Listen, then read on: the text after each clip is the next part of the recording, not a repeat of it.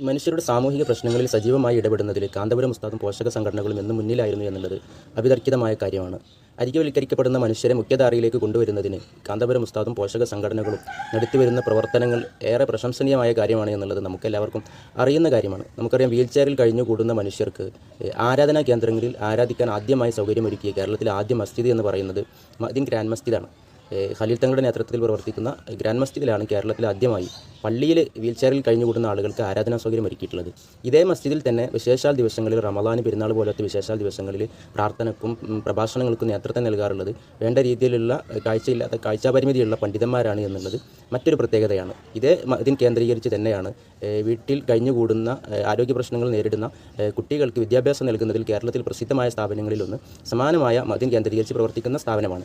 ഈ മദീൻ കേന്ദ്രീകരിച്ച് തന്നെയാണ് കേരളത്തിൽ പ്രസിദ്ധമായ മാനസിക വെല്ലുവിളി നേരിടുന്നവർക്ക് വേണ്ടി പ്രവർത്തിക്കുന്ന റീഹാബിലിറ്റേഷൻ സെൻ്ററും പ്രവർത്തിച്ചു വരുന്നത്. ഇങ്ങനെ അരികവൽക്കരിക്കപ്പെട്ട മനുഷ്യരെ മുഖ്യധാരയിലേക്ക് കൊണ്ടുവരുന്നതിന് വേണ്ടി വ്യത്യസ്തമായ പദ്ധതികളാണ് ഖലീൽ തങ്ങളും കാന്തപുരം ഉസ്താദും പോഷക സംഘടനകളും സ്ഥാപനങ്ങളും നടത്തി വരുന്നത്.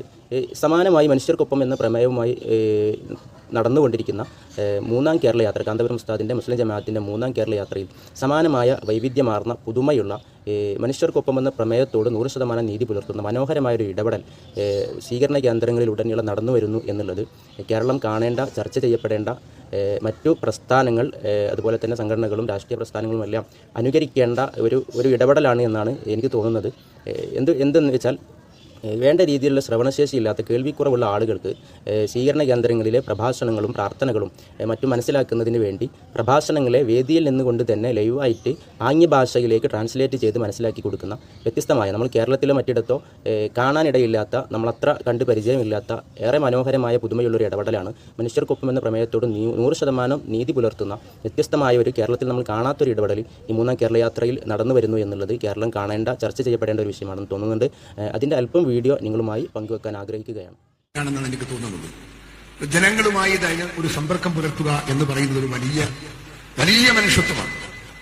ഒരു മഹാനായ നേതാവ് അദ്ദേഹത്തിന്റെ ജീവിതത്തിൽ ഒരുപാട് തവണ പൊതുജനങ്ങളെ കാണുകയും അഭിസംബോധന ചെയ്യുകയും അവരുമായി ഇടപെടുകയും ചെയ്യുന്നത് ഏറ്റവും വികാരപരമായ ഒരു കാര്യമായി ഞാൻ നോക്കിക്കാണുകയാണ്. അദ്ദേഹം ഇന്ന് നമ്മുടെ നാട്ടിൽ എല്ലാ ആളുകളും ചർച്ച ചെയ്യപ്പെടുന്ന ഒരു വ്യക്തിത്വമാണ്. എന്തായാലും എന്നെ ഇവിടെ വിളിച്ചപ്പോൾ ഞാനൊരു CPM-ന്റെ MP എന്നുള്ള ആ ഒരു ലേബലും കൂടി കണക്കിലെടുത്തായിരിക്കില്ലേ? അങ്ങനെ ആയിരിക്കില്ലേ? ആയിരിക്കും.